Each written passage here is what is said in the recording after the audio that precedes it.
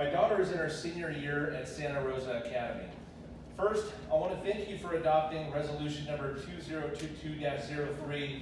And while it doesn't yet remove the requirement for students to wear masks, it is a step in the right direction. Second, I would like to ask you to add to the agenda of the next school board meeting a discussion about accepting legitimate religious exemption forms at all schools as well as charter schools under your direction, such as Santa Rosa Academy.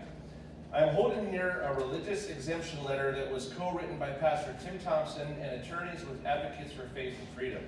The first paragraph reads, based on my understanding of Title VII of the Civil Rights Act, the First Amendment to the United States Constitution, and other federal and state laws, I choose to exercise my right to demand a religious exemption to the requirement that I wear a face covering. This demand for an exemption is based on my deeply held religious beliefs pursuant to my reliance on teachings in the Holy Bible. The rest of the letter includes very thoughtful and relevant scripture that gives a foundation for the user of the form to anchor their exemption request to. It is vital that these religious exemptions are accepted, because if not, you are sending a message to students that their personal religious beliefs are not valued or relevant, and you will also start having to deal with lawsuits for religious discrimination. In the meantime, I'm requesting that you also add an agenda item to talk about the difference between requiring students to wear masks and enforcing that requirement. The CDPH states that schools must develop and implement local protocols to enforce the mask requirements.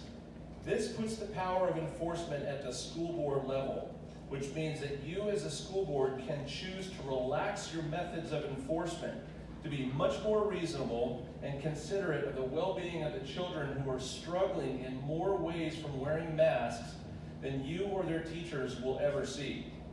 You can implement a method of enforcement that meets the bare minimum requirement of even being considered an enforcement, which will allow the children to make their own mask decision without facing the consequence of being barred from the campus or publicly shamed by their teacher or other school staff. You should also mandate that Santa Rosa Academy do the same, because as of today, they are saying that you are mandating how they handle enforcement of masks, which they say requires them to remove any student not wearing a mask within the first 15 minutes of the school day. So again, please add these agenda items in your next meeting so that we can avoid what happened last week at Springs Charter School in Temecula, where they called the police and threatened to call CPS for 2 students who refused to wear masks and are now facing legal action as a result. To not accommodate religious mask exemptions and enforcing the CDPH requirements in such an extreme way is walking on dangerous ground that is encroaching on the God-given freedoms that we enjoy as Americans. Thank you.